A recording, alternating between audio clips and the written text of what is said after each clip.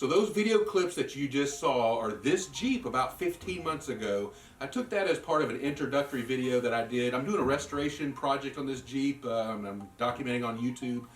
And but I took those for that, and then it's now January 2019 and getting real close to pulling out this drivetrain from the Jeep. In fact, the next thing I'm going to do is take out the steering column and the dash. And once I do that, I'm not going to be able to restart the engine. I did want to restart it one more time, just kind of smell it and enjoy it one more time. I love the way the thing sounds.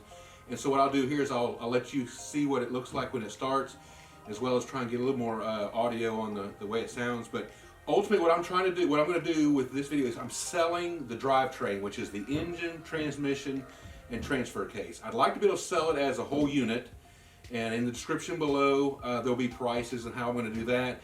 Or if I can find two individuals that want two of the components and those are pre-sold, I'll sell them individually, and then I'll just try and sell the third component, whatever that is. So, but ultimately I'm going to hold off until I got someone that may want the whole drivetrain. The engine, this is a V8, the AMC 304 V8. I did do a restoration on that, or a rebuild on that back in '94. This engine probably has about 10,000 miles put on it since then. It's a stock rebuild. I gotta think I got some specs of what they did. They did go 10 over. I think it was 10 over on the crank. I did put a different cam in it. It's got an Urson cam. I'll put the details of that below. As well as I've got an Edelbrock intake and an Edelbrock carburetor on it. I think it's either a 600 or 650. I don't know. I don't even know if I have the documentation.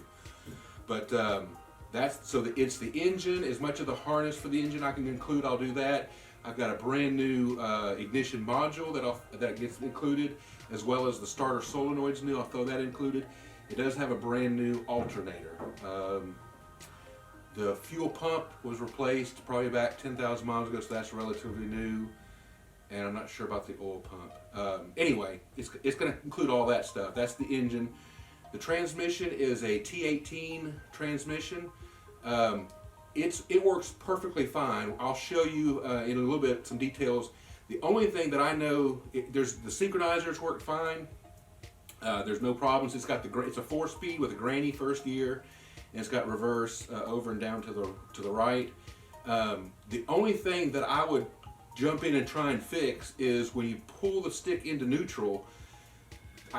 On the new transmission that's going in, it's got these little spring-loaded plungers that even though you're neutral, it'll try and center neutral. And without those, something it doesn't self-center. One of the springs is broken or something. When you pull it out of gear, it can flip back and forth. And what that does is, if you're going from second gear to third gear, if the springs work, it would center it and it'd go straight into third gear. You kind of have to know where third gear is. It's not very big of an issue. I'll show you.